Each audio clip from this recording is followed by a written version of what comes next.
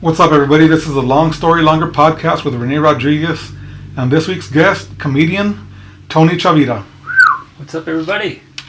What's up, brother? Thanks for making it in. Good to see you, man. So to start off, man, I want to hear about you, your upbringing, how you got started, and have at it, bro. Yeah. So I'm Tony Chavira. That's my full name. I used to only go by Tony C just to make it easier for hosts and whoever was putting shows together. Always having to spell your last name, or always trying to, everybody named Chavira gets called Chavira. That's we just get extra letters, and everybody called. And then we met a dude that was named Chavira recently. Right. I get the same thing. Everybody calls me the opposite. Chavira. Yeah. So anyway, we just make it easy. Otherwise, I got to address it. So it didn't even happen on the latest show. I was on. My buddy even he just so used to calling me Tony C that he called me Tony Chavira up there. I was like, that's all right. We'll move on. Yeah, I'm always similar with my first name, Rene. I get the double E. I get it spelled all sorts of crazy ways. I'll go to Starbucks and it's Ranae, Renee, and twice. I don't know how they get this, but twice it's happened where I get Leonel out of Rene. Interesting. I don't know how the fuck that happens, but I've gotten Leonel twice. Could be the Asians. Yeah. But I have our Aunt Rene, and it's the double E. Is that usually just for the ladies or what? Yeah, that's for chicks. I always figured if I ever had a daughter, I'd save that name for a daughter. Oh, yeah. So that she wouldn't go through the same shit I went through. Right. Junior, kind of a junior for the ladies. Yep. That's kind of cool. Yeah, I had a boy. I didn't get to have the little girl, so. Yeah. Would have gone with the middle name of my mom, which is Clara. But yeah, never got to. But yeah, no, I'm from El Paso. I was born in El Paso. Right. And I grew up as an army brat. I left El Paso at 4 years old and went all the way to New York. So huge difference. Transition. Yeah, but I mean I never went to school here. The most common thing to be asked as an adult is which high school did you go to? I don't have any answer for that. It's not something. I didn't go to school here at all. So it was like 4, and then boom, off. Military took us off to New York, and lived everywhere. Maybe I lived in New York for like 4 years, and then mostly grew up on the East Coast. Every 2 years we were moving around, pretty much. Did very little of the Southwest. I came back when I was 21. And that was your pops? I was in the military, or? Yeah, my dad was in the army. Right on. Yep. My dad has he's actually my stepdad, but he's been my dad since I was 4, so he's my dad. Yeah. His last name is Lil John. So, right. So he definitely has an influence on my upbringing and stuff, because I wouldn't have gotten the education that I had without having moved around and having to experience all that. So where does that last name originate, Lil John? My dad's black and Hawaiian. Okay. And the Little John part, it's a slave name. Okay. A slave name. So. Okay. Yeah, but I didn't take the name up, so I just stayed with my mom's. Right. Yeah. Orale. But yeah, no, the Chaviras it's a huge family. I mean, it just is. If you meet any Chaviras, they're most likely related to me in some way. They just don't know me because I didn't grow up here. Right. My grandfather was one of 16, and he moved here when he was a baby. So that's where, from Chihuahua. So I don't have any ties to Mexico that I know of. But it'd be cool to get the hookup and stay out there, but I don't know. Yeah, I've got several close friends that are Chavira from the Socorro area. Yeah. So. Yeah, we're from my family's mostly from the Isleta area. And I say, oh yeah, I'm from Isleta. And they're like, oh, you went to Isleta High School? I'm like, no, I'm from where it used to be, El Paso used to be called Isleta, in that area just was. But yeah, those are the beginnings, for sure. So up until 4 years old in El Paso, New York, and the East Coast, the remainder. Any favorite cities or towns you grew up in, or? It depends on what you're looking at. Like New York, obviously the food is amazing. Like I can't get a slice of pizza that's authentic anywhere except for in New York City, and it's hard. I guess the closest around here for me would be the pizza joint. I mean, they have a good, nice, greasy slice you can get. It's really good. But I mean, I was out in D.C. That was the last place I lived with my parents. That was good. You can get a lot of good food, especially Middle Eastern food out there, and things like that. And the music scene, apparently. Oh, I bet. Music scene everywhere in the big cities that I lived in was great. Like I got exposed to like reggae and ska when I lived in Virginia Beach, and the beach areas usually get a cool mix of that. Right. And then we lived in North Carolina for a good while, so we get a little country influence out there and things like that. It wasn't a fun town, but it was it was an interesting upbringing. I like the people out there. Everywhere I went, I made good friends. But it's kind of funny because I only just now realized that every time I moved, it would be that transitionary period where I wouldn't be great that first year, but by the second year, totally good. I only now realize that I have ADHD, so it would be that just the stimulation is just be popping off, and like, I gotta make friends. This is a new place I don't recognize. There's this new school, new assignments, and so I do terribly that first year, and then do really well the next year and have friends, and as soon as you get acclimated, you get acclimated somewhere, boom, time to move. That's the way it was. It's the way life was for me. So I'm used to assessing my surroundings and getting comfortable in places, I guess, more quickly, kind of, but at the same time, it was still a struggle. So. And do you still keep in contact from anybody from back then, or? Here and there. I mean, it's kind of funny because I went to 3 different high schools. So my freshman year, I only went 1 year there. So I have a couple of friends back then. Sophomore year and junior year, I have some friends from back then, and then the senior year was just 1 year in Pennsylvania. Oh, right on. So it was Virginia, North Carolina, and then Pennsylvania. And I loved luckily that was such a cool school in Pennsylvania that I didn't mind having just 1 year there. It was cool. I would have stayed there longer if I had the chance, but my parents moved on to DC, and I went to college out there. Yeah, I'm an Eagles fan, so I have yet to go to Pennsylvania. Oh, yeah. I'd like to someday, for sure. I've only seen one NFL game, and it was the Eagles versus the Redskins at the time. And right on. It was awesome. I bet. Yeah, my aunt got free tickets, and I was like, oh, this is amazing. That was a rivalry game? Hell yeah. Yeah, it was cool. And that was in D.C. to see it, and I was like, all right, cool. I could see how people get swept up in the action. I'm not a huge sport fan. Right. At all, but, it's cool to be there. Just like when we go see the Chihuahuas here in town. Right. Like maybe I won't watch baseball on TV, but seeing it live. Oh, in person's a big difference. It's a huge difference. It's really cool. No, yeah. I've been to an Eagles game in Minnesota the year before my son was born. It's about 2013. Just not Philadelphia. And then I go to Kansas City with work a lot. So I've been to a Chiefs versus Steelers game. And Nice. one of my buddies from the Chicago area, he went wearing he's a Cowboys fan. He went wearing Cowboys, I went wearing Eagles, and the fans couldn't be nicer. They're like, what the fuck are you guys doing here? We're just here for the love of the game, man. They probably like the variety, man. I was like, oh, finally. Oh, yeah. I can't wear sports stuff because then people will start talking sports stuff to me, and I'm like, I don't really, I just like that it's baggy. No, for sure. But I'm kind of a Ravens fan. My cousins kept on telling me, pick a team, because you're just all over the place. I'm like, I like the players. If I'm watching, I'm going to go for whatever. But I was like, all right, I'll pick a team. So I decided on the Ravens just because, purple's kind of cool. Purple and black, that's a badass combination. Then the Ravens, as far as the Edgar Allan Poe connection, Baltimore was just a really cool town to have.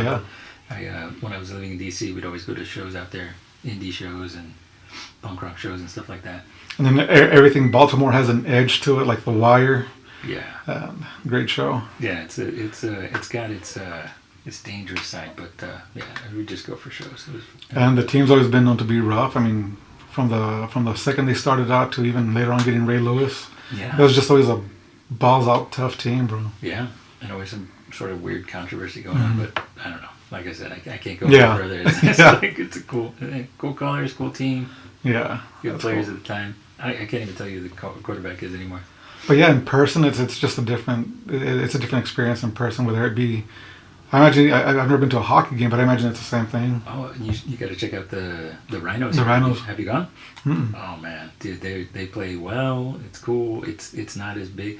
I've been to see the Dallas Stars out there in San Antonio. That's just a gigantic place. But if you see it even here on the local level, they play well. It's exciting. I'm taking the kiddo. You got to dress warm, and don't forget to put something under your jeans because those bleachers will freeze your ass. You'll feel like that scene from Joe Dirt where he has to get the spatula to get the nuts off the porch. Right. But yeah, dress warm. That's cool. Big ups to the Rhinos. They're doing well. They're a lot of fun. Yeah, I have yet to check them out or the locomotive. So Yeah, I haven't seen the locomotives. not yet, but I hear it gets pretty good too. Yeah. But Chihuahuas for sure. Yeah, definitely. Yeah, we go at least once or twice a year, and that's always fun. I took my kid out there when I think they just opened up the ballpark when he was a baby. So I've been taking him since then. It's always a lot of fun. Right on. And you came back to El Paso around when? So I was going to George Mason University in the Virginia, Fairfax, DC area, and my parents were deciding to move from DC, which would have just left me out there, and I was just like, I don't have enough friends out here to really want to even stay. Right. I like to actually connect with my extended family, which are my cousins and my grandmother and my aunts and uncles that were out here. Like, everybody's out here. And my parents decided to retire, or not retire, but make their move to retirement closer to Austin, which is where they live now. Right. So they went to Fort Hood. It's now Fort Cavazos now. But that's what they decided to do. And I had lived out there for 2 years when I was little. And it's such a small town. It's just a little tiny military town, which was cool. But I was like, I want to live in a city that actually has a lot of people, a lot of girls to talk to. And, I was like, yeah, El Paso, time to go check it out. Really reconnect. And that's why I came back. So I transferred to UTEP at the time. Right on. And was a psychology and English major at the time, and it didn't go well. I was just like, okay, let's just drink and skip class. This is what we're gonna do instead of actually being. It was my first time living away from parents. I was like, let's go crazy, and yeah, I ended up dropping out eventually, but I finished eventually.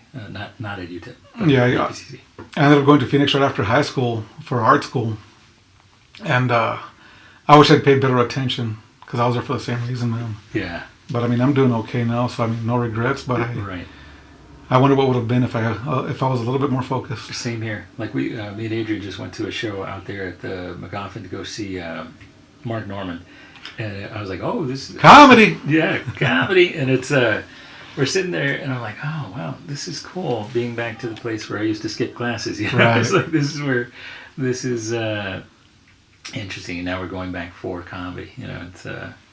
Just to watch, like, yeah, one of these days maybe I'll do the McGoffin. And I'll be like, yeah. Hopefully, man. Yeah. If I can manifest it. Yeah, I mean, any little step towards whatever. I mean, it's a good thing.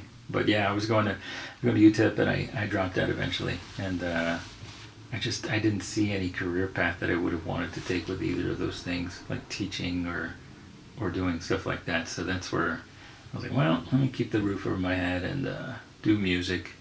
And that's why I went from, being in school to just focusing on music and keeping the roof over my head. Just, that's about it. But so what all are you doing with music up to this point? Or at this point, not very much. So I have a TikTok, and I'll put up like cover songs and things like that. I'll revisit some of my older songs, but at the time I was doing Tony Acoustic as a project. It was just me with my acoustic guitar and whatever band members I could find at the time. So I was doing pretty well in music here in El Paso, and I just had a rotating cast, rotating drummers, rotating bass players. Adrian Monroy, a mutual buddy of ours, he's our producer. Our producer, yeah, he's been in the band the longest. Probably was my guitar / bass player. So he's been along with me for the ride for a good while with that. But once I guess it was in my later 20s. It is kind of funny. My dad sat down and had a talk with me. He was like, "Hey, you know what? It gets to a point where this shit ain't cute anymore. You need to kind of pick a career, and you're not really making ends meet with just the music. You're supplementing, but you can't." So I was like, "All right." He's like, "Yeah, you gotta pick something." I was like, at the time I was like, but I was like, "You're right." So I became a stand-up comedian instead. So yeah, it's a good idea. It was great. No, so I was in a similar situation where, in my late 20s, I was like, "What am I doing with my life?" So we all have to wonder at some point. I had at the time they had the Highway 1 Stratocaster, That was an American-made Fender, but it was a little bit cheaper than the regular American Strats. And I was going through a transition where I was like, I'm not doing anything with my life. I think I've got to grow up. And I regrettably sold that fucker. I can't remember where or how I sold it, but I sold it, and I regret it because I missed that guitar, bro. Yeah. But I went through that same thing where, and it kind of goes back to my 10-year reunion with high school where I was like, I don't want to go because I'm not anywhere. Got nothing to show, right? Nah, man, I didn't want to show up because I was like, I'm not anywhere nice or anywhere worth, not so much show off at all, because that's not what I mean, but it's I wasn't in a good place, and I was like, I'm not going to go if I'm not in a good place, you know? I haven't gone to any of mine. I think I'm past well, I graduated in 2000, so definitely past the 20-year mark. I haven't gone to either of them. But like I said, I only went to one year to the high school. But yeah, I mean, when music, I took it as far as I could here in El Paso. What I really should have done was gotten out of here and gone to go be poor in some other city that could actually take me somewhere. In El Paso, you don't get the arts really thriving. There's not a lot of money being pumped into the artists. I mean, unless you're doing covers. Exactly. So I was doing a lot of my original music. I did not touch the covers whatsoever. I never wanted to be the old man just at the cover band. And we do parties here and there, but the biggest thing I did was the after party for the Tennessee Three when they were still alive. That was like the biggest thing that Tony Acoustic got to do as a band, and it was cool because all the members were still alive at the time, and like right after that, the drummer passed away, and then the bass player passed away. But that was cool. That was I can honestly say I could ride on that. Like Tony Acoustic got to do that. That's Johnny Cash and the Tennessee Three. Yeah, obviously Johnny Cash, rest in peace. He wasn't there, but I mean the band was just so tight and so good, and being so old at the time, they were still on, and just. You should have seen the crowd rush the stage when they started playing. It was just amazing. Oh, I bet. And so we got to play that show, and hey, I'm on the poster with Tennessee 3 on there. That's badass, bro. I didn't know that. That's cool. At least I got to do that, yeah. Yeah, I'm a big Johnny Cash fan, man. Same. And I considered going rockabilly. My problem is I couldn't pick a genre. But it was acoustic, just to keep that natural sound, and that's where Johnny Cash kind of just had this cool, no frills, kind of this is the sound we're doing, and it's just going to be, this is our sound, and that's what we sound like. Yeah, so the way I explained it to my older brother at one point, I was telling him, to me, Johnny Cash is punk rock before punk rock existed, because he was singing about the shit that nobody else was singing about. Yeah. The hardship. The outlaw stuff. I mean, everybody else was broken hearts, and Johnny Cash did that too, whatever, but his stuff was, the outlaw stuff, the grit of the blue collar people, how hard they're working, dying working, whatever the fuck. He was punk rock before it existed, man. Yeah, that versatility where you do have the broken hearted songs, and you just go into the shoulder down, all that cool stuff, and the gospel really stuff, and the people that he wanted to entertain as well. Like I want to go to the prison and do the show there, give them something to enjoy while they're in here. It's not easy to do it. I'm like, wow, that's something else. I don't have a mind for that kind of performance. Obviously, That, and I've always appreciated he's a storyteller, and his lyrics like far better than most people. Yeah. It's just. I think I started appreciating country music more when I saw the movie Ray. When he was. Oh yeah. He was talking about it's the stories, man. It's the stories, and talking about how you can really tell a story with that, and that's when I started dabbling in it with some of my songs at the time. Right. But I appreciate going back to movies. Walk the Line with. There's that one scene where he's talking about his talent on guitar, where he pretty much says something in lines of, "I just get by doing what I know how to do," and I don't think he's so much being humble about it. He's just being honest. Like, this is what I know how to do, and I want to stick with it. Yeah. And I kind of feel like I'm in the same situation because I don't find myself as the best guitarist ever at all. I don't fucking shred. I've got friends that can kill the guitar shredding. They can play almost any cover song you ask them to. Right. And that's never been me. But I've got my moments where I shine, where out of thin air something will come out and I'm able to write something that sounds badass to me. And I don't care if it's soft or jazzy or heavy or whatever. If it sounds good, I'm going to use it. Yeah. And that's been my case so far. But as far as me saying I'm a great guitarist, no. I've got moments where I shine, bro. But that's it. Yeah. Same here. It's very inspiring to see somebody that's like, this is what I say. This is what I'm going to sound like. I could, and I'm self-taught. I don't know if you're self-taught. Kind of, sort of, yeah. Kind of, sort of. I started with a church choir when I was. I did do that too. Yeah, I started with a church choir. I think I had just finished confirmation classes, and they were going to form a youth choir. My friends Beto and Ceci showed up at mass at the end of the day and at the end of the service, and they were asking for volunteers. Mm-hmm.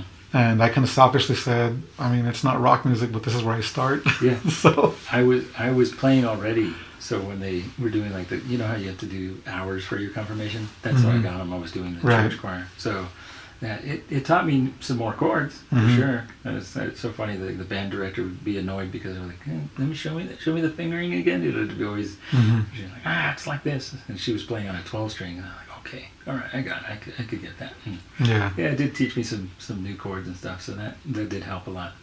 But I mean, you know, eventually when you start writing songs, it's just the style that you end up with.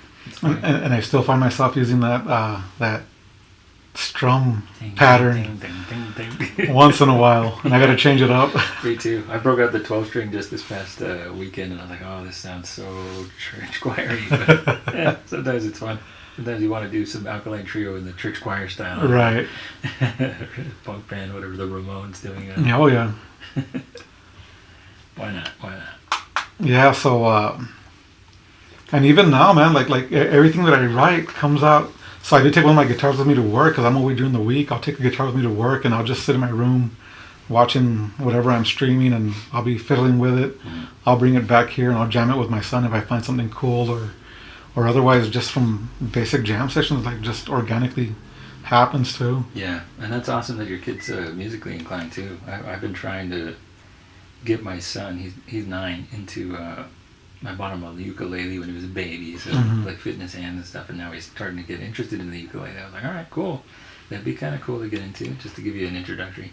Then I bought him, I had a piano. I just gave it to his mom so she could get him lessons and stuff, and he got okay with it. It's just he's not keeping an interest in it just yet, and only recently has he been getting on my drum set, and I've been trying to, pull up the rudiments and stuff that he can do, because I didn't learn that way.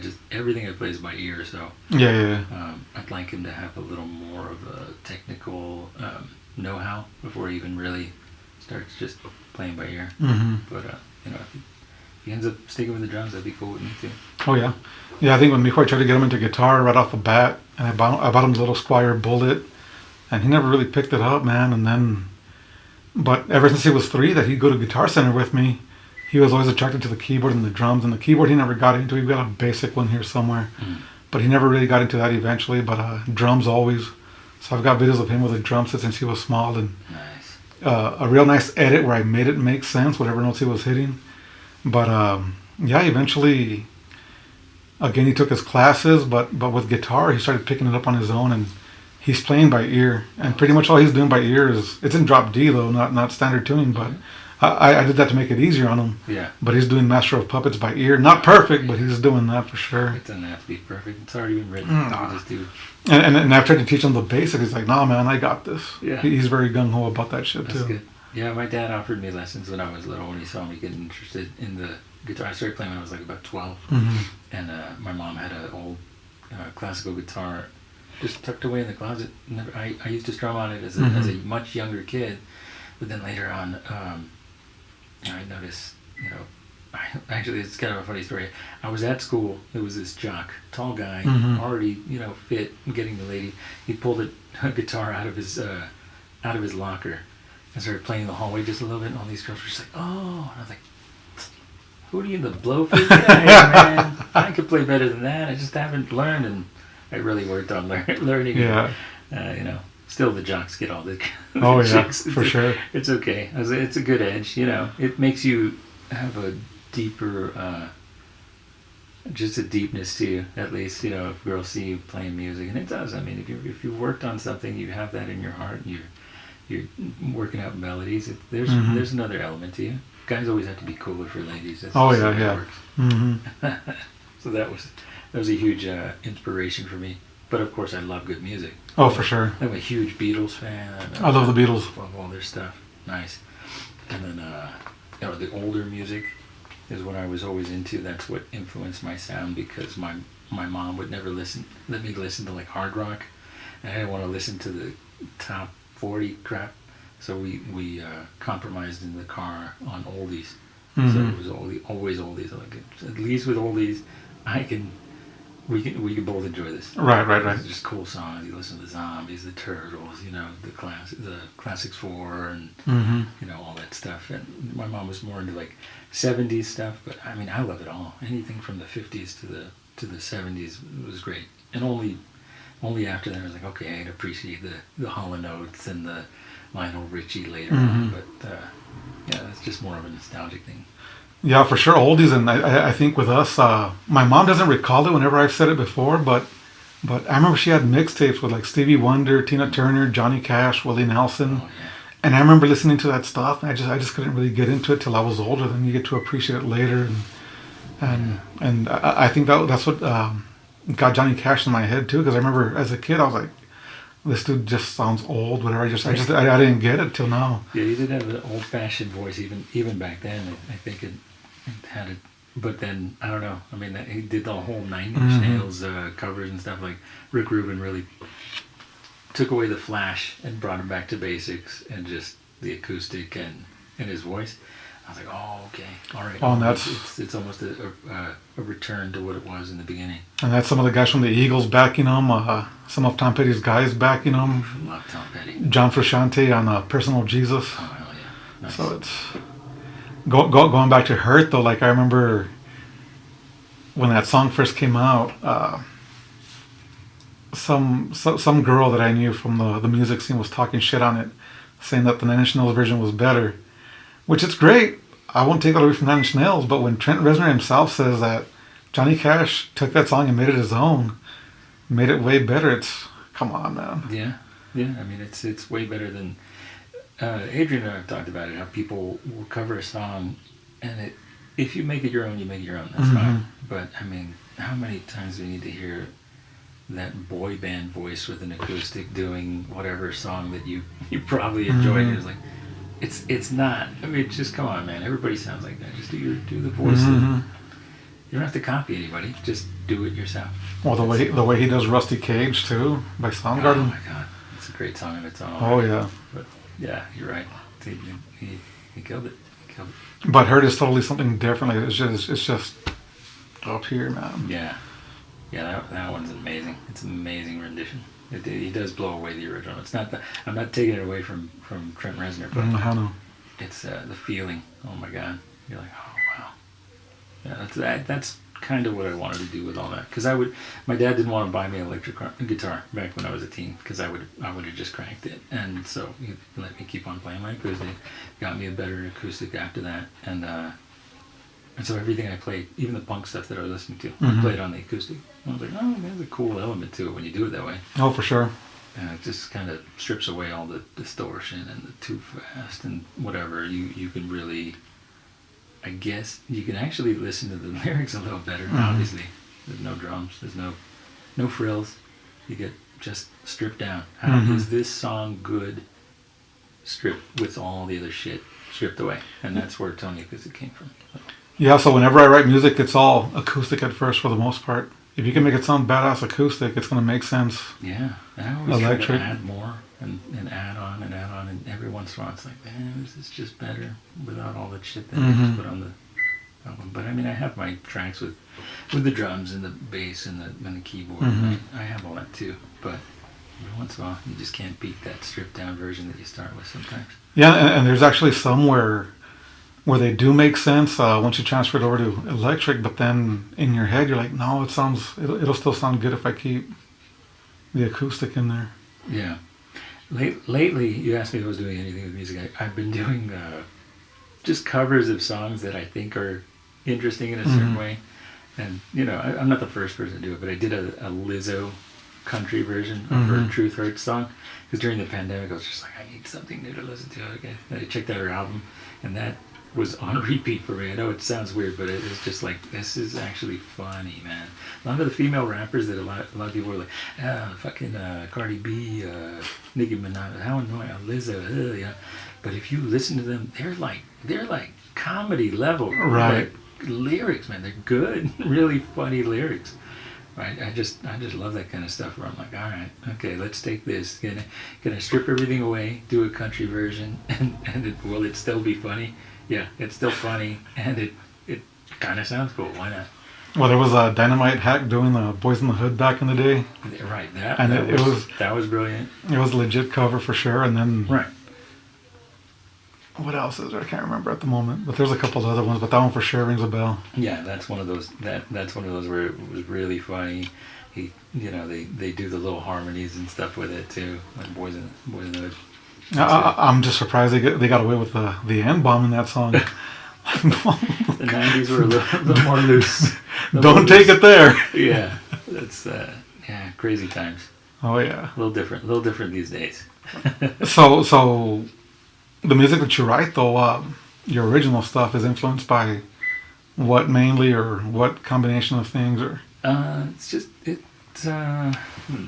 It's obviously the Beatles are the biggest influence on me. Then I have country influences, and I do a little like reggae style. I love ska. That's a huge thing. Mm-hmm. I got my Fixed Idea shirt on. Oh yeah. Local ska band.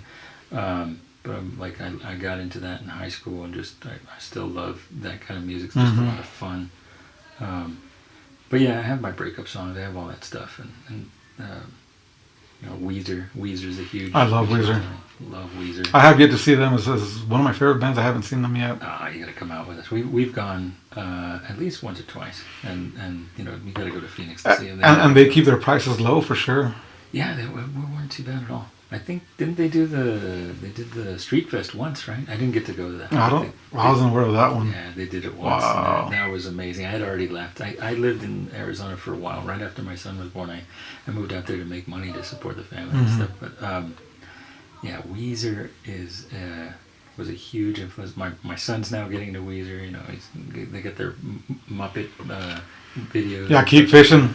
I love that song, bro. Keep Fishing. But yeah, the cool thing about Weezer was first of all, the singer kind of looked like me. I didn't always have his glasses, but it was just, I knew eventually I'm just going to go into this nerd mode, because it's so easy just to be a regular person up there. And you go up there,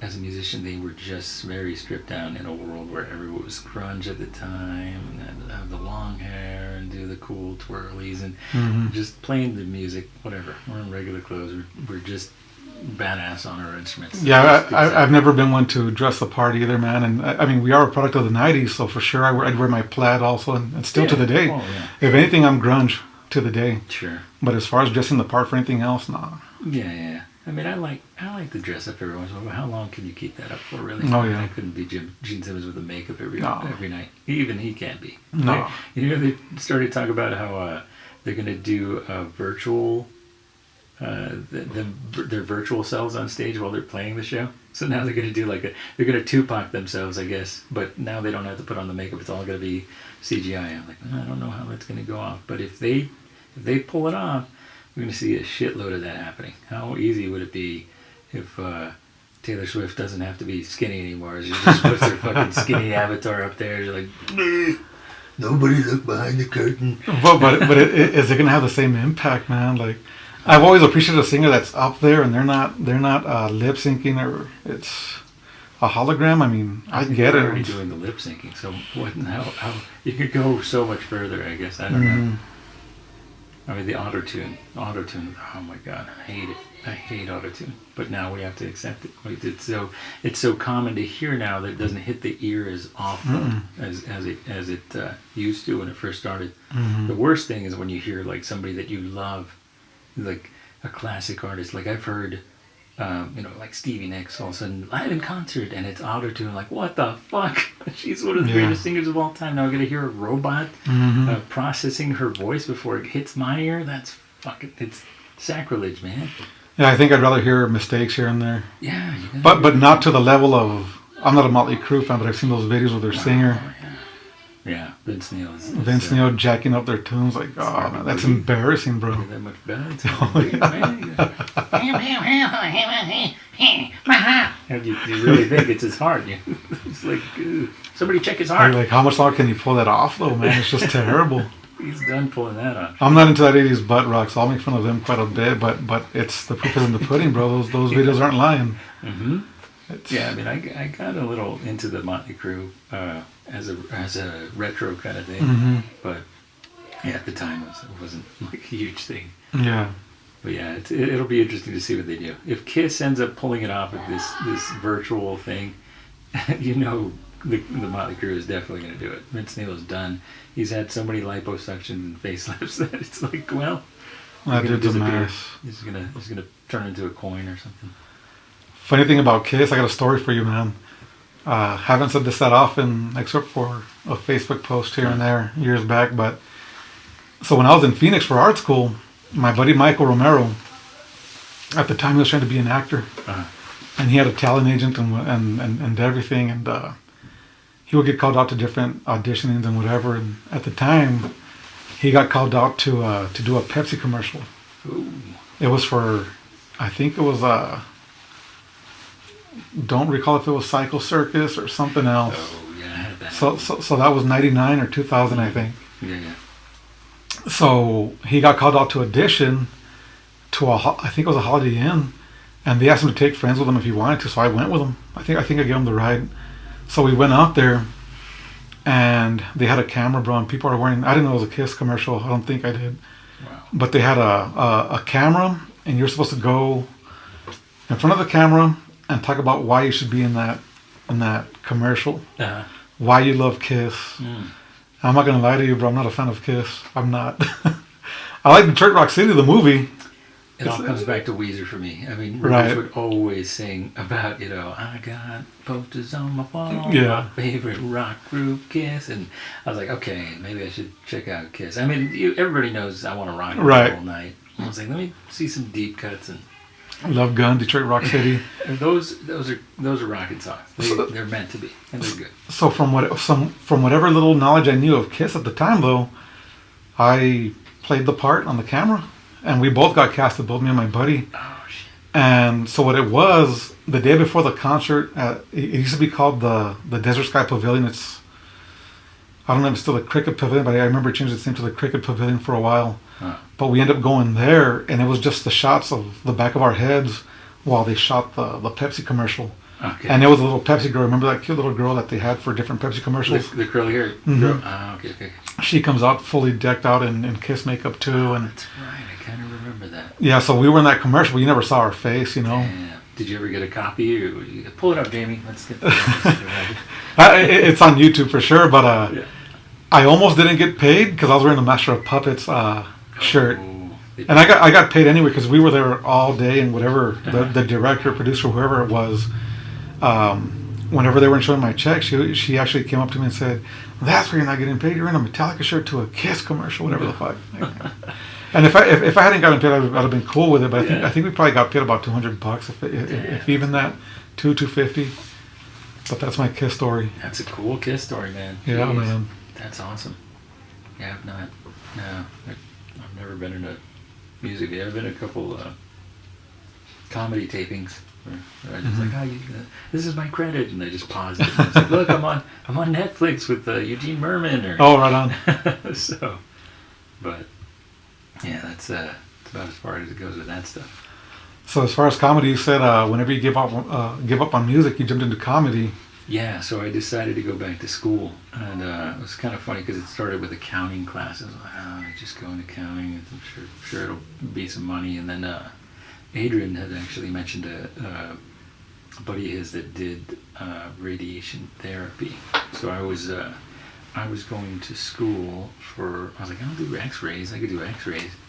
And I didn't get into the program right away. And they were like, well, why don't you do radiation? I was like, what's that? And they're like, cancer treatment. I was like, oh no, I don't want to do that. I want to do that. And then all of a sudden, one of my uncles got cancer, prostate cancer. So I went with him to his appointments, and I just saw how comfortable they made him. I mean, it wasn't like gloom and doom as I thought it would be. And it's just like a matter of fact, it's just the treatment that you're taking, you make you comfortable, you come in, you get it, you fight the cancer, and you go home. And I was like, oh, I'll do that. I could do that. I could make people comfortable. So around this time that I started doing that, I started doing stand-up. Because we had a buddy of ours, Israel Garcia, Mm-hmm. and like Adrian and I have always been funny. We've just been riffing, and it was just the next level of performance that I always wanted to try. And so I told him about my buddy Israel Garcia, rest in peace, just passed away. I saw the post whenever Adrian posted them. Yeah, amazing comic from here. And if you ever get a chance to see his special, it's called. I saw it. Yeah, it was great. It's great. It's a great one. What's the name of it again? The Great Escape. The Great Escape. An amazing special. You have to check that out on YouTube. He put it out for free right before he passed. But anyway, at the time, we met at a call center, just like me and Adrian met at a call center. We were at GC, I won't even say it, whatever.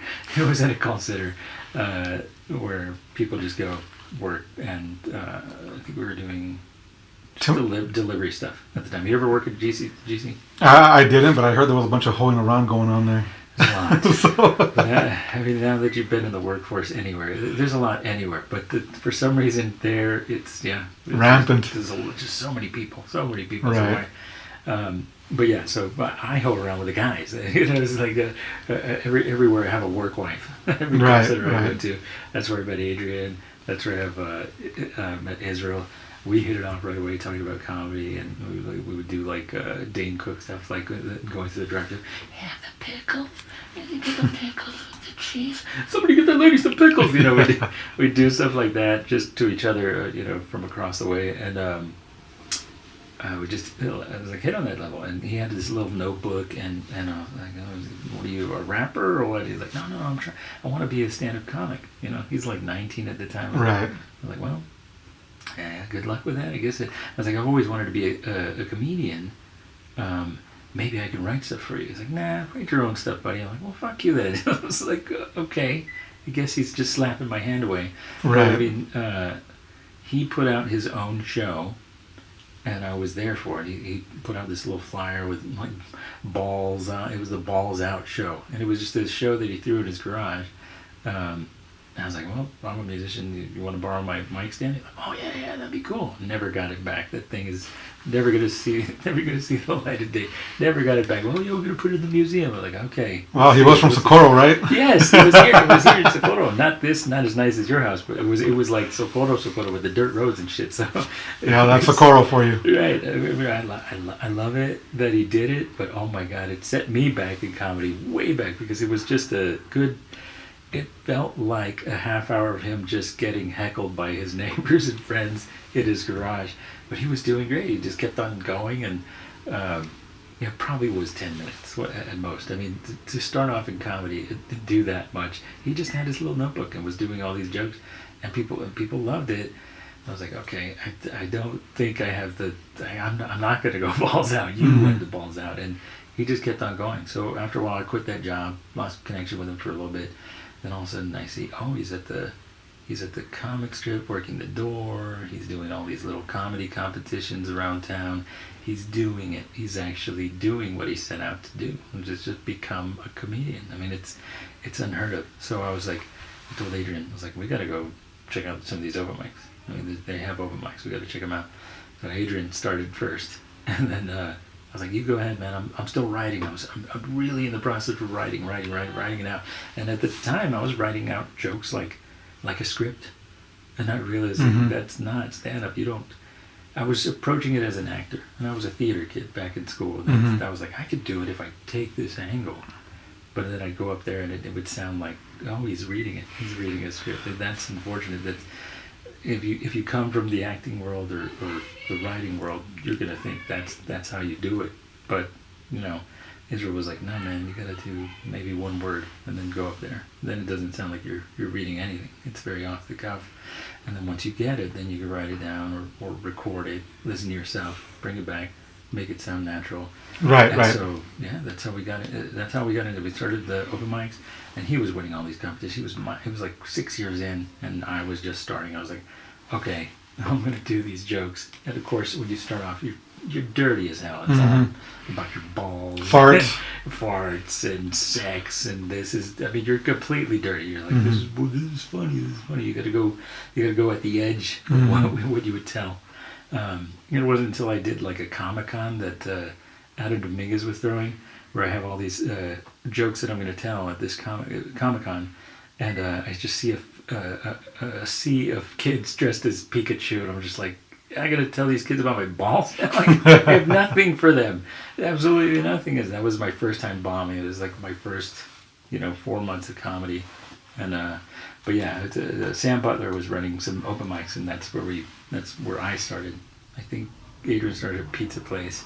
I started at Sam's Cigar, Casa del Puro. It was a cigar place, and that's where you go and you try out jokes. Because unfortunately, with comedy, it's not like being a musician. Like when I was a musician, I was able to sit in my room and just really suck, like just be bad, figure it out on the guitar, listen to the radio, just play along, learn everybody else's songs, start writing my own song, maybe melody, whatever, do that. Right. In comedy, you have to suck in front of everybody in order to get good. You got to start there. You got to continue going. You got to bomb. You got to dig yourself out of that bomb. You got to figure out how to make it work. Make it work. You can't get married to your material. Of course, you want to be funny your first time. And that's why I think Adrian did 6 months of comedy before I even got into it. And he was doing really well. I was like, all right, cool. I'm not sure you don't know if you're gonna get laughs until you get up there. You right. just don't. And so I got some laughs, but it was an all comics audience. They of course they liked it. It was, it was just something else to hear. Right. When you see a new comic go up, you're like, oh, thank God, I don't have to hear the shit that I've been hearing all these couple of years. Somebody new, Now, do you have any of those sets recorded just to look back and? Yeah, they're somewhere on old cell phones and stuff, and I hope they never see the light of day. I think I have Adrian's first set somewhere. It's, nice. It was really interesting. He was doing like a Miss Piggy voice at the time when he first started. I was like, okay, all right, we're doing character work up there, but you don't know what you're gonna do. I decided, do I do a character? Do I do this? And I just decided to make the most honest thing I've ever done. Just talking about my life, because there's a lot of comedy in it. I the only difference was I want to go from being laughed at on accident to being laughed at on purpose. It's just like I would just say stuff in class, people would laugh, and I was like, it wasn't really a joke, but okay, let's see if I can work on this and build on it. Yeah, I was telling Iggy last week and Adrian, we were talking before we started recording, that I had a friend that used to do stand-up comedy also, and he'd hear me riff also, and he would always tell me, dude, you got to try it. But I'm like, fuck no, I don't. I'm spontaneous, bro. Yeah. It's never rehearsed. It's never. I'm funny on the fly. Never premeditated. Never. So I don't see myself doing stand up. That's a ballpark I'll never swing a bat at. That's the music's my thing. Is the way I see it, bro. Yeah, you really have to have the desire to do it. That's where it starts for sure. You get the bug. And for sure, like I'll be at work and I'm the guy that people are waiting to hear what the next bullshit I'm about to say is. Yeah. It's expected of me to push the envelope or to say the worst thing ever, and they get a laugh out of it. Yeah. They know I'm gonna say something clever as fuck, but to attempt it on stage, nah, bro. It's a totally different thing being the funny guy on at work to being the funny guy, because I'm not the funny guy at work. Right. I am friends with the funny guy at work. I love funny people altogether, but it's the stage where I really bring it out, or I can be confident up there with whatever I'm gonna say, and it's stuff that I've maybe muttered off stage, right, and saying it into the microphone. That's where the difference really is. Like, oh, okay, now we're gonna see if this was funny. I'm gonna try it. But that's funny about stand-up. What you mentioned is like, I'm funny off the cuff, which is good, and that might be more improv is your avenue, which is a completely different thing. Right. I only just realized that. Like I grew up watching SNL. Did you watch a lot of Saturday Night Live? Oh yeah, the Farley years, Sandler years. All that. That's amazing. And that cast is made up of almost half stand-ups and half improv players. So it's like, it's very methodical the way Lorne Michaels chooses his cast. It's like, I need the people that can carry a show on their own just by themselves, and then I need people that can play well with others, and somehow that just meshes so well. And then you get your stars, your breakouts, and they could be from either camp, the stand-up camp or the improv camp. Like, Chris Rock, breakout star, obviously. Dana Carvey, stand-up, Tracy Morgan. Uncle Jemima's Mash Liquor. That's one of my favorite skits. And then you got Will Ferrell, who's more of the he's more of Right, the improv. but amazing breakout star, amazing breakout star. Mm-hmm. So you do need both kinds of people. But we're friends with people that the funniest people we know are probably not stand-up comics. Mm-hmm. They're not, and we're like, oh, okay, you should do it. I don't ever want to do it. I don't ever want to bomb. I'm like, well, it's a loss for people, but at least I don't have to compete with you. Yeah, for sure. It's almost a relief when they don't want to do it. You're like, oh, For sure. But, You were talking earlier about how you were a theater student and all that stuff, and I will say, without saying any names, that whenever I was more present going to shows before I started working out of town, there were a couple comedians that to me sounded too rehearsed. It sounded too, yeah. not so much read like you were saying, but it just sounded too rehearsed and not natural. Yeah. And whether the jokes were funny or not, it took me out of it, bro. Yeah, that is the trick. The trick is to do this material where you have the muscle memory for it, but also to kind of get it to a point where it sounds off the cuff at the same time. It is a stand-up routine. You cannot... Stand-up is not making shit up there. Not even when you see people do crowd work is it made up on the fly. It's very, very rare that it completely is. I've done 1,000 shows. I know what this person's already going to say. I already got a report. I got a response for it. It's there. If it works, it works. If it doesn't, it doesn't. But it's there. You have it in the back of your mind. So even when you see like Matt Rife and stuff like that, he does like a Q&A at the end of his thing. So a lot of his videos are that. That's how he became popular. It's just like, oh yeah, let me do a Q&A. And people that do Q&A don't have a full solid hour to put out there. You're going to see those crowd work things. And even the people always getting heckled, they're like, it's not natural or organic if you have the whoever's heckling you mic'd up. They're like, you can hear it so clearly, and they have the subtitles ready for it. I was like, oh, okay. It was either a plant or he's goading them into a heckle so he can tell his response. It's just like, it's one of those tricks. Or whatever. I'm just a stand-up comic. Maybe I'm trying to do a little bit of social media here and there. I got my TikTok going. I get a good amount of views, way better than YouTube. YouTube just buried my music completely. You can't even find Tony Acoustic easily without like really diving in. But Tony C Comedy on TikTok or Instagram is easy to find. Yeah, so it kind of bothers me with Facebook Reels, bro, that we had set out an announcement, my son and I, talking about our song 1985 with our band, and I kept on getting alerts for that video, and I think I got up to like 26 or 27,000 views. Oh shit! And there was people commenting on there like, where can I see the video? The video has like just under 2,000 or just over 2,000 views. Oh man! But when we're talking about the song, it's again 27,000. Like, come on, man. Yeah. I wish it transferred over. That strange algorithm, man. It'll make or break you in weird ways. And I don't really know how to navigate it. There are people that know, and there are people that will repost things and know exactly what time to go. It's all science. It's all math. And people are out there that know how to do it. The younger people will know way more than we do, obviously. But I'm glad that I have the material and the stage time to carry a show and do it on stage. Because it has taken years to get good and comfortable. For sure. You're working on material from the get-go. Then you go into your stage presence, and you're writing more material. And you're getting the muscle memory with the material, and you're building on it. And you're doing tags, and you're doing, responses to people that are talking out of all that. It's like, oh, they broke my concentration. What am I going to do? No. You get back. You own that stage. You handle the heckling, or you handle the people talking. Just That's got to be the worst, though, man. If they knock you off your loop. But you shouldn't be. If you got the tools for it. Yeah, I mean, like anything you do for work, there's always going to be some variable that's not usual. You just go into fixing mode, and that's what it is up there. I'm gonna fix whatever you just put out of place. And don't worry, I'm the pro here. Is this gonna happen? And I fix it, and that's what happens up there. I mean, but it takes time. There's no like Louis C.K. We were huge fans of Louis C.K. and he said there's no shortcut to getting good. You just grind for years, and then maybe you'll be good. but you won't be good until you're like 18 years in, or real comic until that time. And I'm starting to feel that way. Like I can do months of doing no stand-up, come back, and it's like, whatever, okay. Not only do I love it now because I've missed it, I still have all the jokes that I've done. I have the muscle memory to perform them, and they sound fresh again. I can make it sound that way. You realize it as you keep on going. I'm in my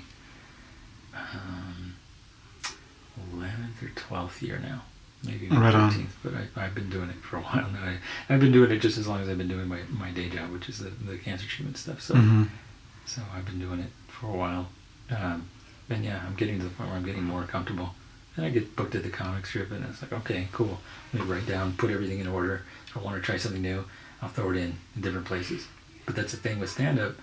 It used to be like, oh, I'm going to write a new set every time I go up there, because my friends are going to see me. They got to see me do new stuff.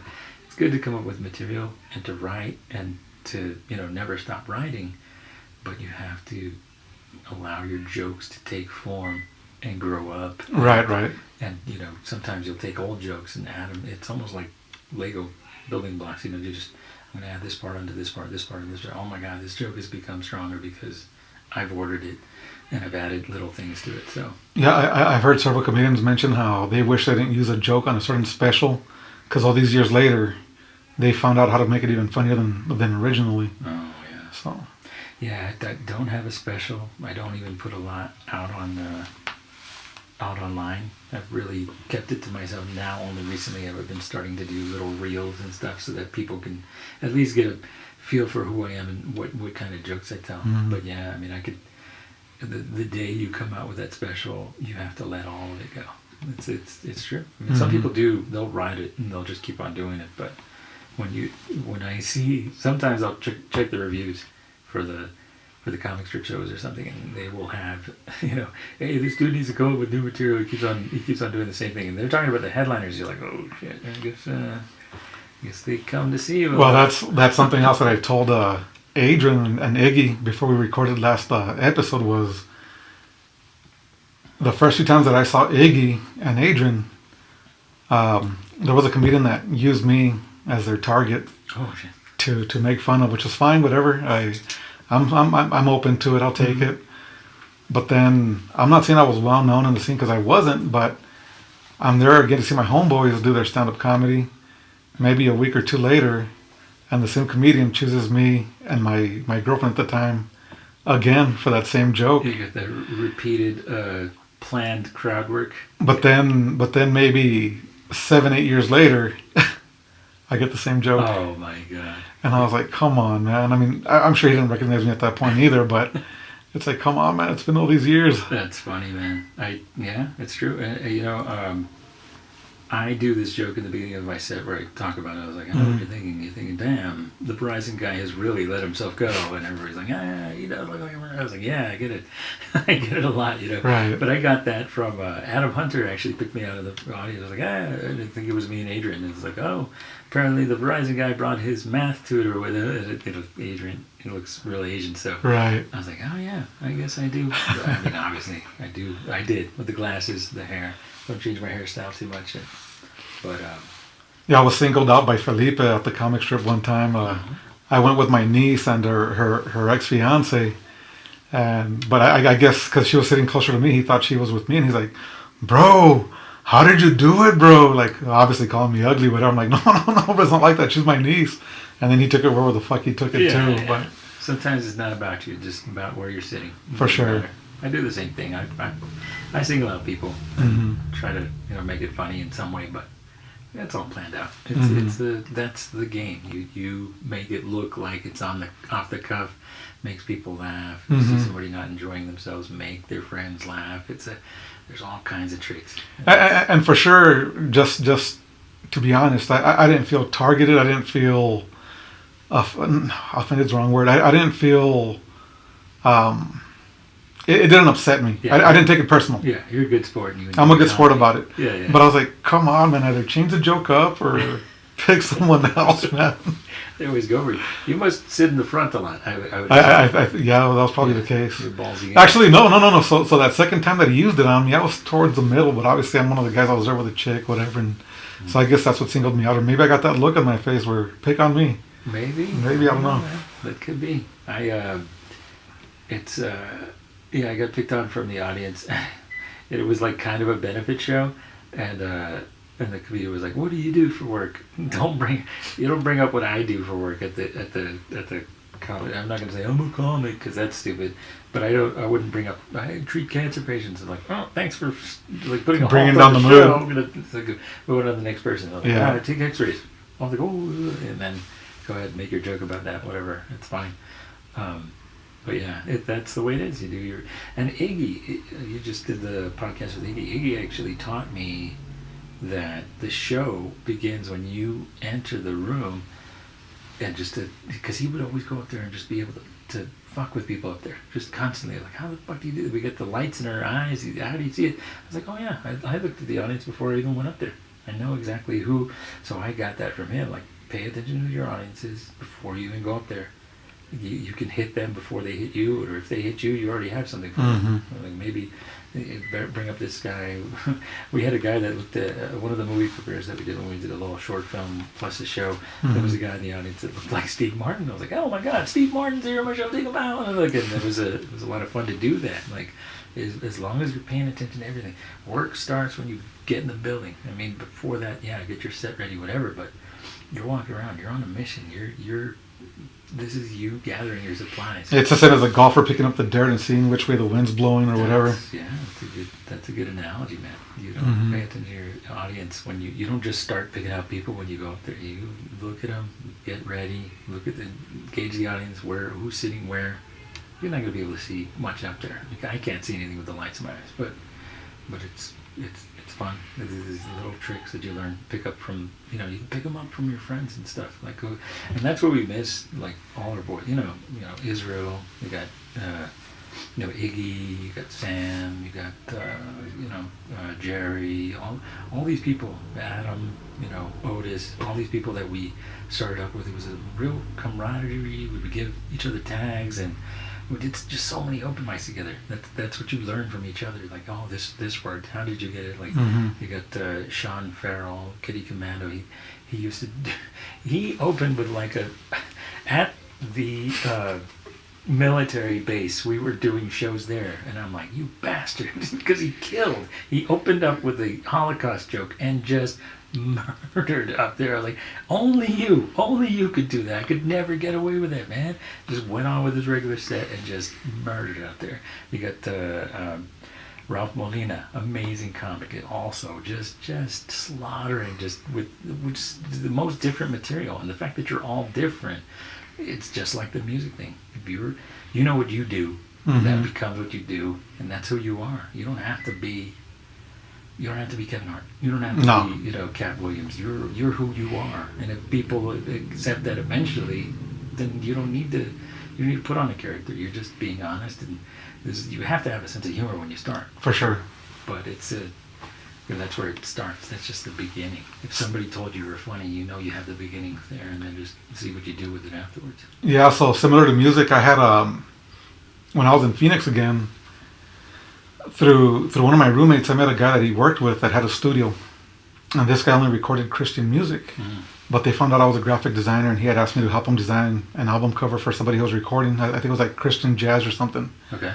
So I helped him out, and I didn't charge him. And I was like, no, I'm not going to charge you for helping you out. Just if you have any other clients, just send them my way, and I'll charge them, whatever, So that's where he got into the whole, I'll record you for free for helping me out then. I know it's not Christian music, but I'll record you for free. Hell yeah.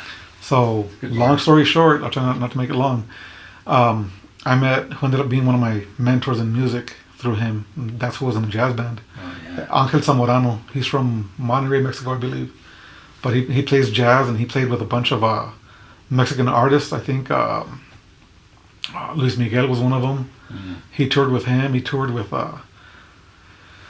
I can't remember how to ask him. But then he played for R&B acts here, too. And I think Natalie Cole was one of them, too. Oh, shit. So I was going... At first, whenever whenever he said he'd pay me back by giving me classes, I was a cocky little 18-year-old, 19-year-old kid, whatever.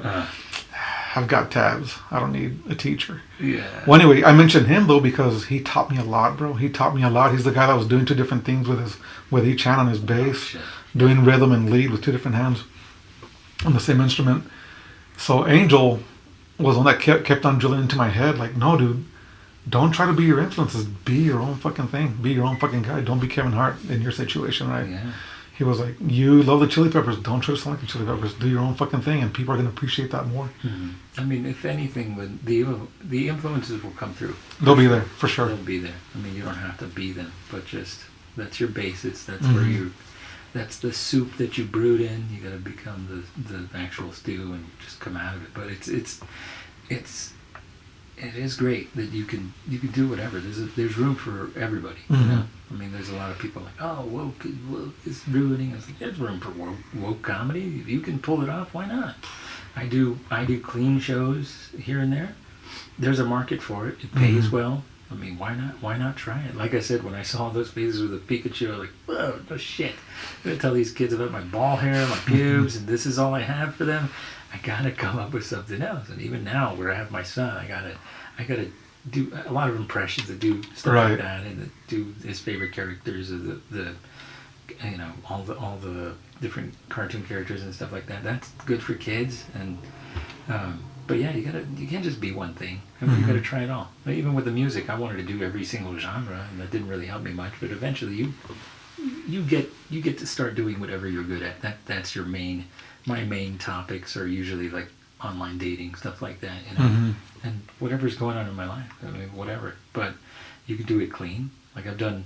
There's different levels of clean too. So you have like clean for like just people that don't want cussing. All right, fine. The business clean, whatever. Then you have like religious clean, where it's not just it's not the cuss words. It's the content. You have to not talk about banging and whatever. There's religious clean where they don't even want to hear about single fatherhood because it might influence the people there about not keeping their marriage together. I mean that's how deep it can get. I mean, as far as you want to go, you just take it wherever. They're not taking anything away from you by having you almost box yourself in. It's almost like, okay, this is the new part of the game. Let me see if I can be up to this challenge. Like a lot of our headliner friends, we've seen them go on to cruises and stuff like that. They've gotten so they can do it so clean. They could do 3 different shows, like hour long. You have to change it up and stay clean. I mean, that's amazing. That's just wow. Why you're working hard. You're working so hard that you're just funny. You don't have to say one cuss word. You just kill it out there. But it doesn't have to be that way. You can be dirty too. We have comedians that are just, I always want to push the envelope. I want to be on the edge. Call them edgelords in the meeting. It's like you're turning people off, like right. Where every other word is the F word. Or... Right. It's like you're gonna get stuck in a fuck loop if you just if you're just cussing. Where is the content? So I'll cuss every once in a while. You gotta have substance for sure. Yeah, you gotta have that substance. And honestly, it takes the power away of the F word if you use it all the time. I throw it in there, boom, it'll hit like a bomb sometimes if I haven't used it all the time. People think Jerry Seinfeld is completely clean. He uses cuss words here and there. Same with Brian Regan, and I mean it happens. He can work completely clean. I'm sure he has no problem staying away from that. But and Brian Regan's one of the best too. One of the greatest, for sure. Just sitting there watching that, I'm like, yeah, I mean, this is great. Then you have Dave Chappelle, who's just otherworldly with his stance.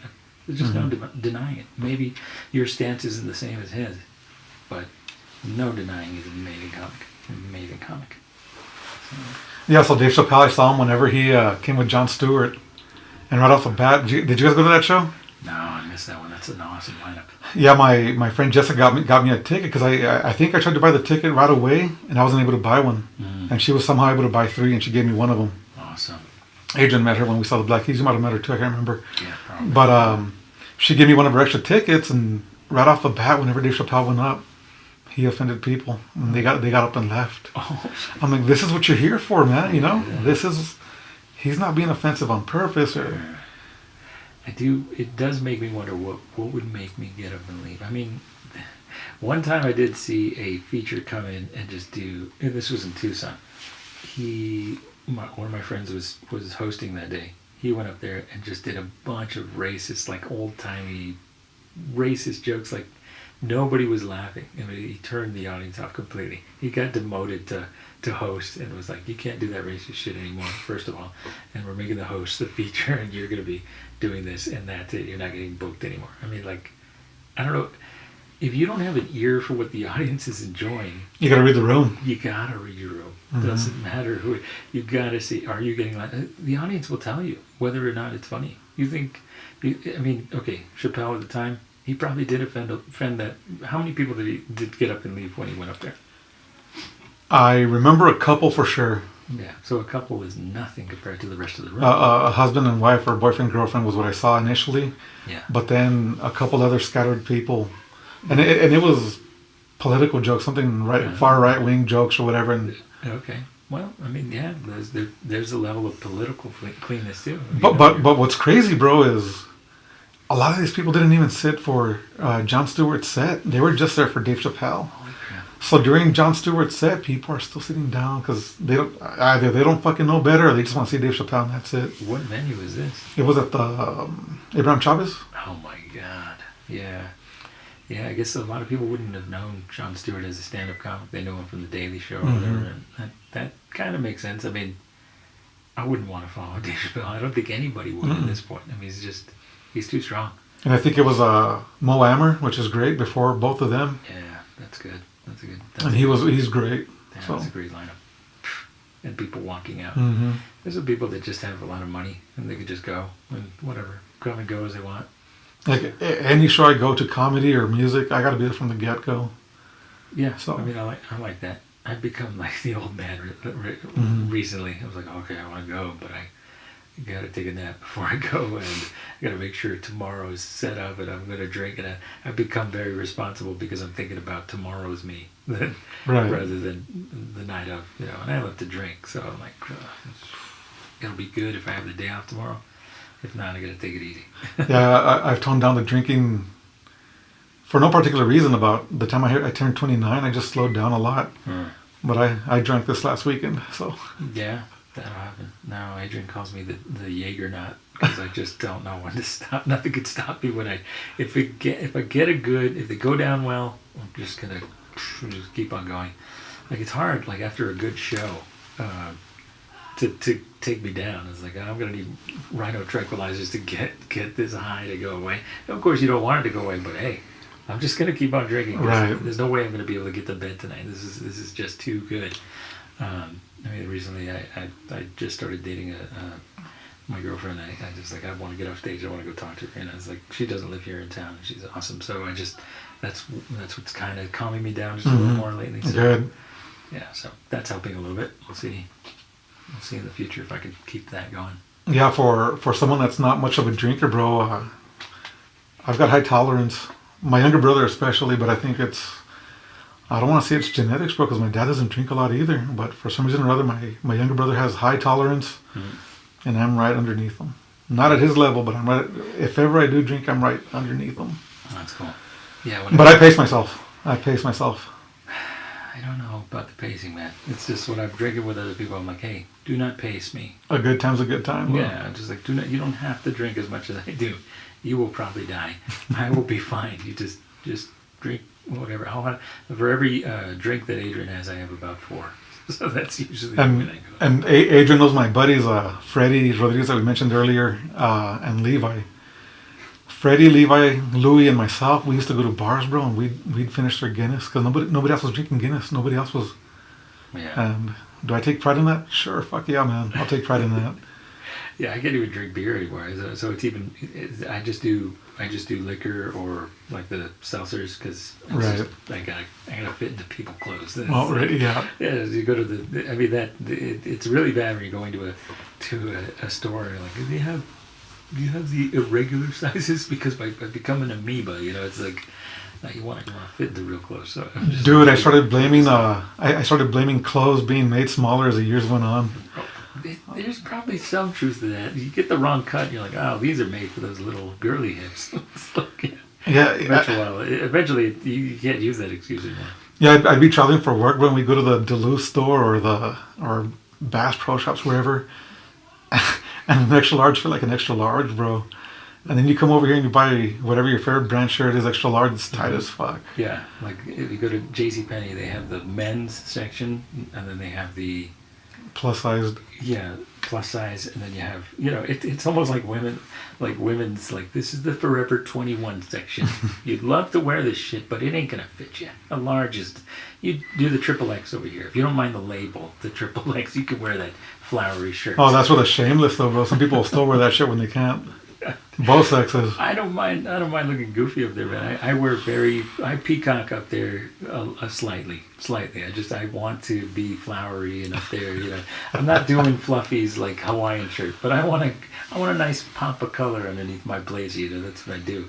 But yeah, sometimes I think right before I started losing weight, because I lost about 60 pounds on. I've been doing keto forever, but right. I get ballooned up to store Santa size for a little while, and I was like, well, I gotta get a new wardrobe now that I've lost a little bit of weight. So I just go to that place and the triple X Hollister shirts. Yeah, I'm between 31 and 33 pounds lighter than I had gotten. Nice. And same, bro. I was just wearing my shirts that weren't fitting no more, and I'm like, fuck, man, look at that bounce line. And then my fucking tits are in full force in front of everybody. Like, no, I gotta get rid of that shit. Yeah, you gotta bring it in, because even the fabric will make it look drapey and weird. Mm-hmm.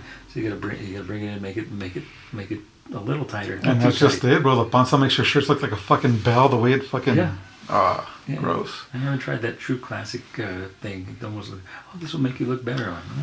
Dude, it goes back to that saying: if it sounds too good to be true, it just might be, bro. Yeah. I don't. $60 for a T-shirt, a little bit of an expensive experiment there. Old Navy, probably the way to go. Mm-hmm. Old Navy. Why do they call it the Old Navy? But 60 pounds, that's a lot, bro. That's about how much I want to lose to get to my goal weight, and then just maintain it from that point. Yeah. Are you still trying to? Oh yeah. I'm still eating pretty healthy. This weekend we took a trip to Rocky Point, Mexico, with my cousins and stuff, and I didn't really overdo it, except for tostadas and beer. Yeah, I don't know. That's about it. But I still lost weight. I lost 2 pounds compared to last week. So, because I weigh myself religiously for it. A little cheat every once in a while makes you just get back and start working at it. That's the way to do it. Yeah. And I think one of the biggest reasons that I let myself get as big as I got was because I always lose it pretty quick, whether I cheat or whatever the fuck I'm doing. I always lose it pretty quick because once I set my mind on it, I'm good to go. But it's just a matter of keeping it off now. And I was telling an agent, I've got a friend that told me, dude, the last time you lost it, you said you wouldn't get to this point again. And here you are. It makes you work harder. It's just like, oh shit, I gotta. And then the time before that was the same case too. I said I wouldn't get to this one again, but it's coming off, and I got to keep it off now. That's good, man. That's good. I mean, any kind of progress is good, because every once in a while I'm like, maybe I'll go back to the regular diet and just see if I can do it. And then I see old pictures. Yeah, Facebook Memories is very good for that. You just like, oh, okay, it is working. It's still working. Okay, we'll just stick with it. We're just gonna do that, and even if I don't feel like I'm at my best, I'm like, I'm not at my worst. So. Right. Yeah, that's one of the things that me and Agent were talking about. How a lot of people won't talk about this either. But it's like, dude, it affects a lot of us. It affects a lot of our confidence. And regardless of how big I've gotten or whatever, whether I'm clueless or whatever, I'm still kind of, I wouldn't say cocky, but I'm still kind of confident anyway. Sure. But then again, you have your moments where, oh, fuck, I can't look at the fucking mirror. I'm the same way, man. I'm just in the middle of last year, I started working out, like lifting weights. So in addition to the diet, so putting on muscle, cutting a little fat, and it's good. But I had to tell my trainer, I was like, listen, this is not a crash thing. I don't need you to get me to bodybuilding form. I'm not trying to fit into a bridesmaid's dress. This is going to be a lifestyle change. So if you take it easy on me and just show me how to do everything, we can ramp up the weights as slowly as possible, and I'll get there. I want this to be... I just want to be healthy. We're middle-aged. I'm middle-aged. I'm 41. How are you? I'm 43. All right, so we're there. We're not getting better. This is where it all just goes down. So we either maintain at this point or... Right.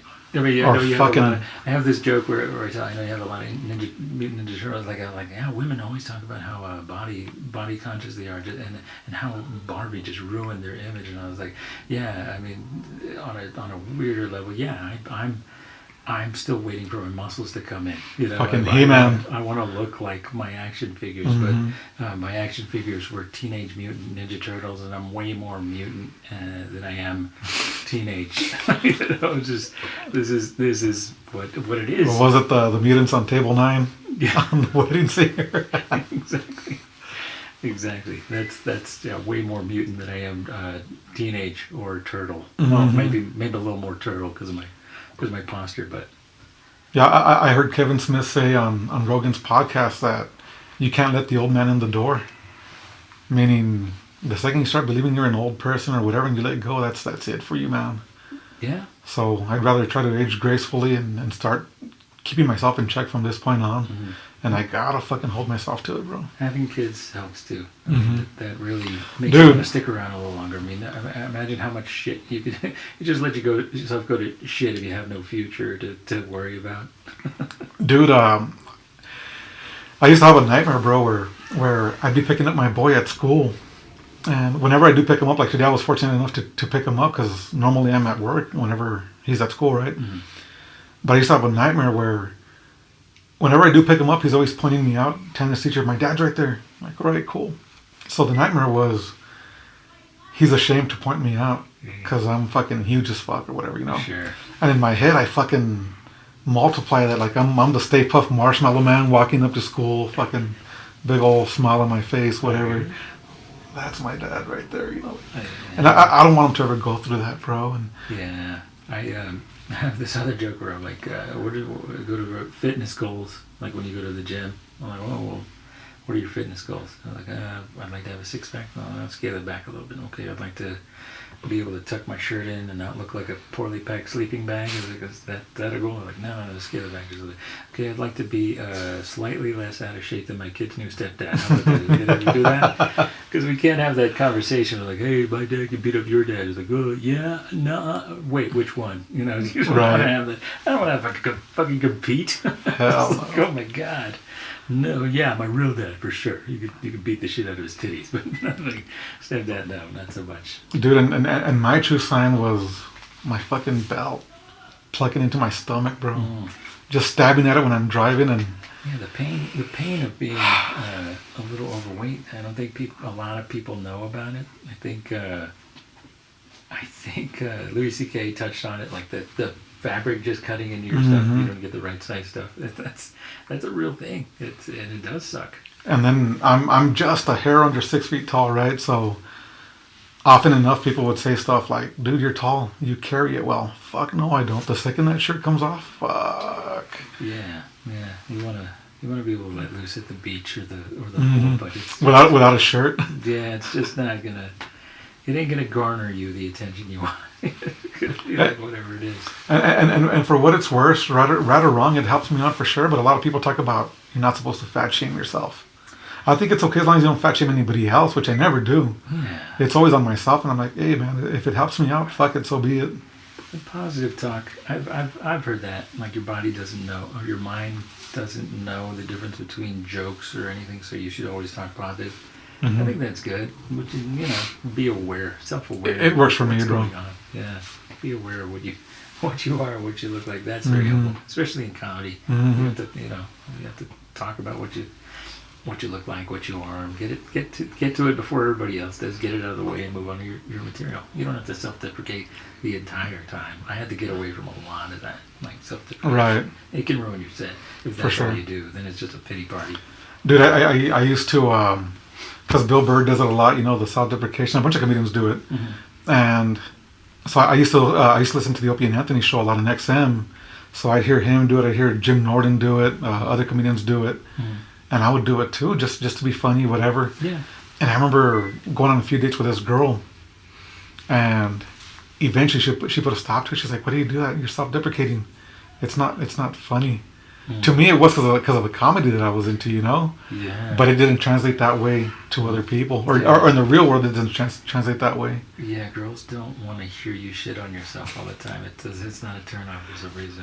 But amongst my buddies, it's perfectly awesome. Well, yeah, because our boys just always get a roast. We're just gonna roast all the time, especially in our culture. I mean, what do we have? We have that for each other. This is our form of mental health. and my thing was always, I'm gonna attack myself before you attack me, and I'm gonna attack you harder after I attack myself. So it's that's the funny thing. Like I have a lot of cousins, male cousins. We go out drinking together. I mean, it's just it is just a roast fest constantly. And it's like, yeah, comedy was a good fit. It's just nobody could roast me as bad as my own family's already doing. It's just gonna be. You heard the worst of it already. Yeah, a natural fit. This will be just fine, you know. But that's the way that goes.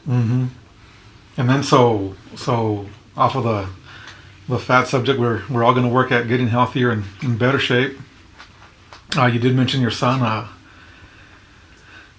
Yeah, my son is 9 years old.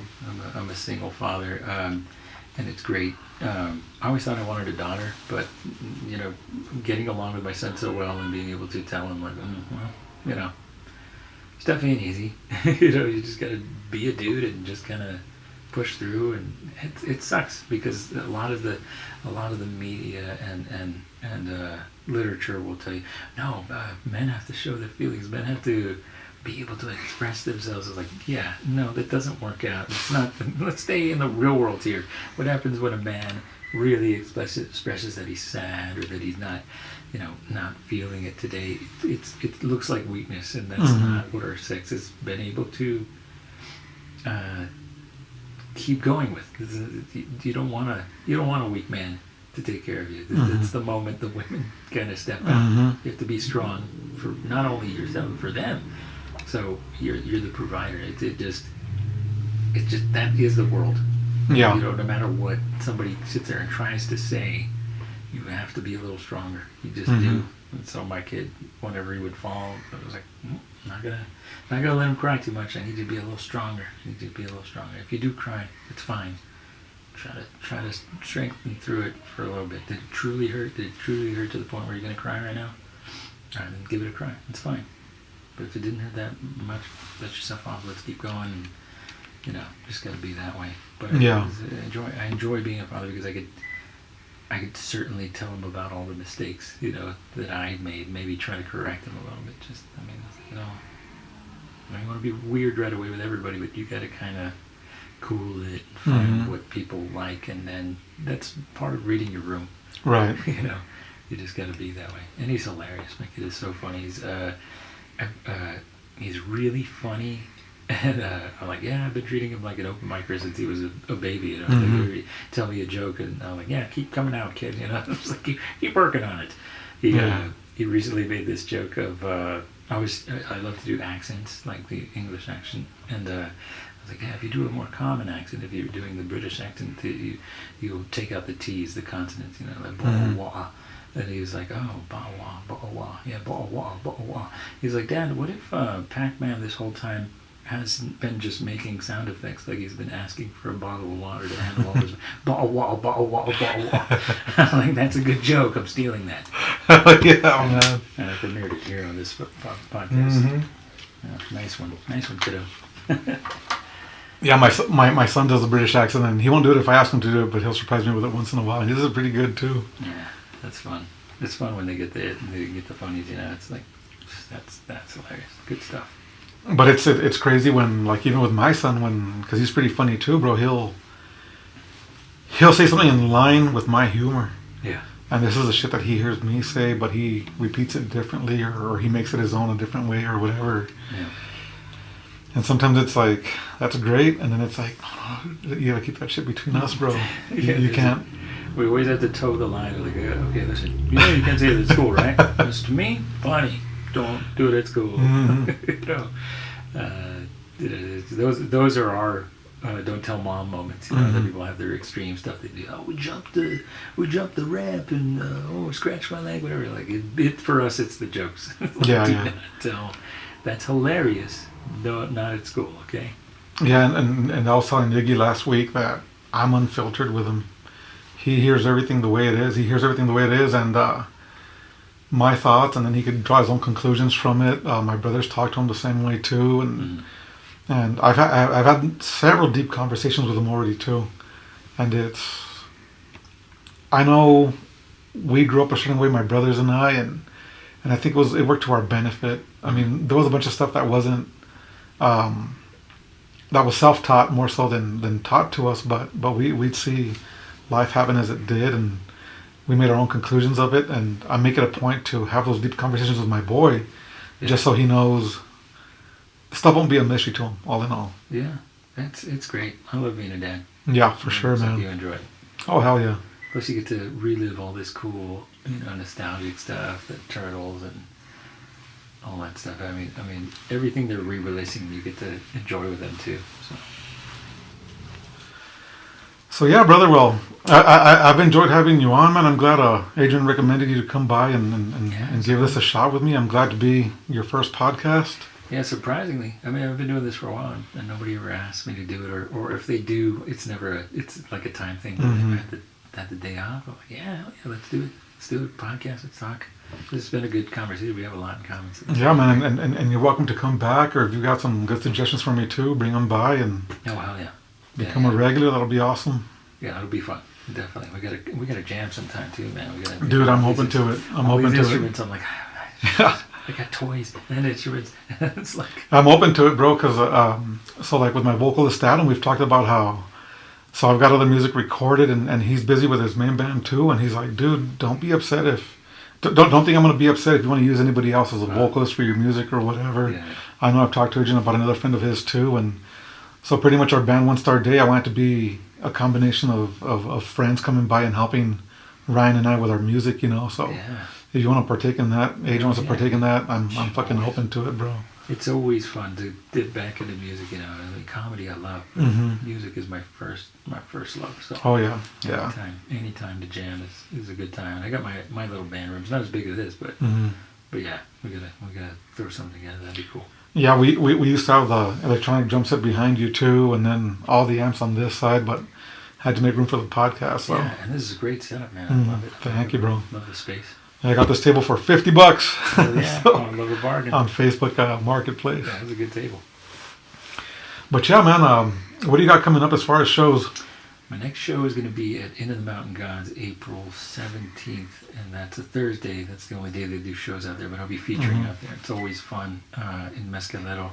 They have an awesome room out there. It's in the casino, and we just back out the place and do it. I'm featuring for Mr.